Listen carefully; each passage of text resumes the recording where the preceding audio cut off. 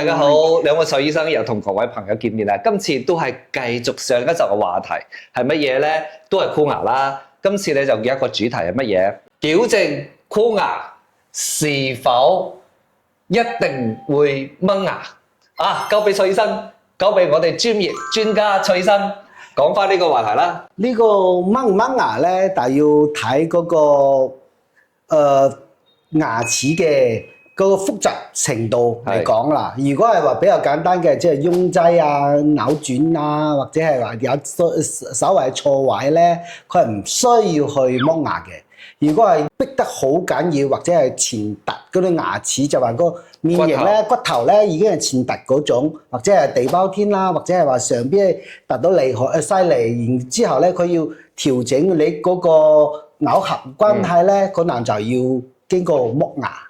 要剝牙咧，又要經過你拍 X 光片，你要切嗰啲牙模嚟去檢測你個需唔需要嚟去剝牙，根據你個面型你去嚟睇係嚟測算過需唔需要係咁嘅剝牙。即係話你所謂蔡醫生嘅所謂測過呢個嗰啲叫做乜嘢咧？叫做數據。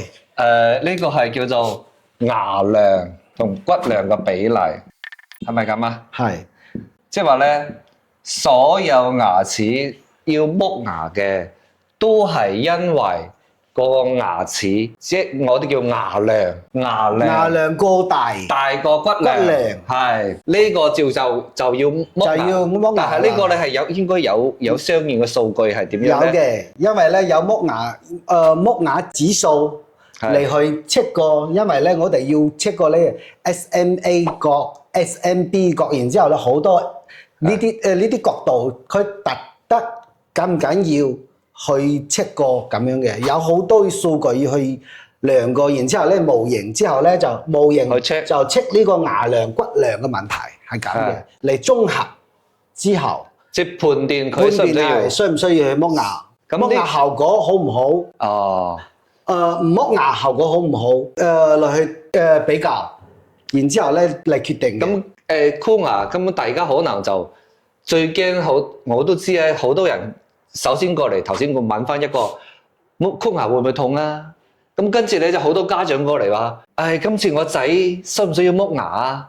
可能呢個係遇到最多嘅問題係咪啊？係啊，即係頭先講翻，咁如何去判斷佢自己可唔可以大概去判斷到呢個牙齒就要剝牙？因為好多人好驚見醫生啊嘛，見醫生係嘅。佢見到醫生嘅時候咧，就可能未見醫生，可能電話入邊都會先問需唔需要剝牙？需唔需要剝牙？咁其實呢個就好難去判斷咯。好難判斷，一定要人過嚟我哋診所，然之後咧，我哋要同佢拍 X 光片，正面、側面，然之後咧，我哋要取個牙模、食個模，然之後咧，我哋要攞專業工具。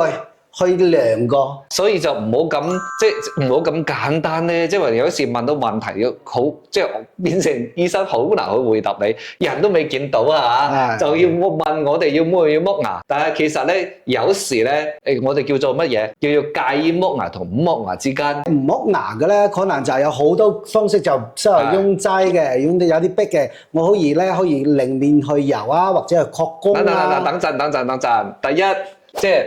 一就擴弓，係咪？擴弓擰面去油呢個咧就二就係擰面去油，即係又可以通過，仲有一個係咪可以通過打骨釘牽引向後？係向後探嗰種，即係都係有方法，但係方法咧就係睇你如何醫生通過咩方法。應該其實我覺得箍牙好重要嘅一件事就係一定要同醫生傾，好好傾。你嘅需求係乜嘢？係有啲你唔想去剝牙，你可以好比講，我可以做得到，求其又可以接受嗰種，又就係你自己可以接受，關鍵係要靠你自己去接受得到。你面型稍微有啲凸啦，問題唔好大咧。呢個我就係唔想去剝牙，唔想損傷咁大嗰種，咁我就可以簡單就可以去呢個。最簡單就呢個擴弓嘅兩個，呢個就最簡單啦。大個咧就可以向後探啦。牙呢個打骨燈又係有個基礎嘅，你自己要冇智慧齒。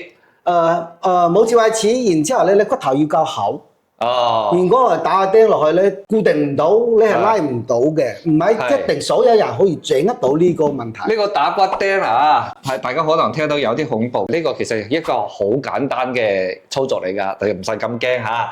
我哋咧有一集專門講翻呢個打骨釘係點樣回事，所以我哋今次咧第一次提出嚟咧，又打骨釘向後。其實箍牙咧真係有各種方法嘅，不過而家我覺得你擴弓又係有好多種方法喎，嗬，有相應嘅年紀。係，如果係話你要熟確，即係你啲上顎咯，上顎嘅骨頭同你擴開嚟，係咪？我哋就擴弓啦，就擴弓就熟確。係好快速咁擴開你嘅上顎個骨頭，呢個應該係唔係都係應該有年紀嘅要限制年紀嘅，如果係最好就係12歲到18歲之間呢個位置咧就十分之好噶啦。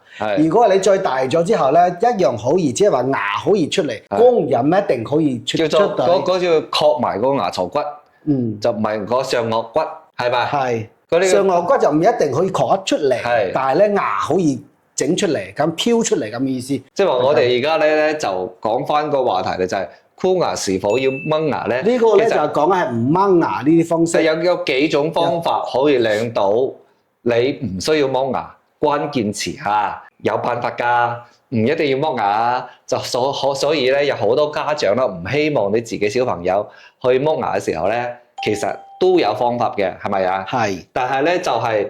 頭先蔡醫生可能講翻一個咧，又首先一定要你同醫生傾好，你嘅要求達到咩程度？當然啦，有好多人咧牙齒逼到，哇！真係你剝咗牙齒有時都未夠位啦，係咪啊？係啊，即係你將四個剝完之後咧，佢牙咧仲係突出嚟嘅，因為咧佢本身係突嘅面型，因為要靠你自己。重要個問題就係話，你要條件夠先得，如果唔夠咧，就係創造條件之後咧。都係驚佢唔得，係咁嘅，就驚呢個問題。所以咧就一定講翻最基礎都係醫生啊，要 check 你嘅骨量同埋嗰個牙量個比例啊，可以達到咩程度？醫生會相應嘅方法同你做之前，由頭到尾都會同你傾翻，做到可以做到咩程度。所以醫生唔係單時係一個機器嚟㗎，佢需要多方面嘅知識，同埋你根據你自己要求，做出相應嘅治療方案。譬如咧，箍牙而家有好多種手段嘅，係咪？有傳統嘅咩托槽啊，跟住有個托槽托槽又分為好多種啊嘛，又分為咩最基礎嘅一個傳統嘅金屬托槽，個系統都唔一樣。係啊，跟住又有咩自鎖托槽，跟住有陶瓷托槽。跟住有石質托槽，即係話你可以睇唔到嘅，喺你嘅脷入邊都可以同你黐翻嘅。舌測嘅嗰啲托槽，仲有個咩球形托槽，各種托槽都有。好，後尾又有個隱形嘅又出咗嚟㗎啦，所以隱形嘅出咗嚟嘅就解放咗好多咩上班族咯，就唔會咁難睇。佢傾偈嘅時候咧，就基本上睇唔到㗎啦。呢集咧，我哋就下一集或者係揾一個時間，大家好喺度傾下。各種托槽嘅優缺點啊！今集咧就徐醫生就解答咗箍牙是否一定要掹牙呢個話題啊！唔知大家有冇學習咗多少相關嘅知識咧？好，今集到而家，多謝晒，多謝，拜拜。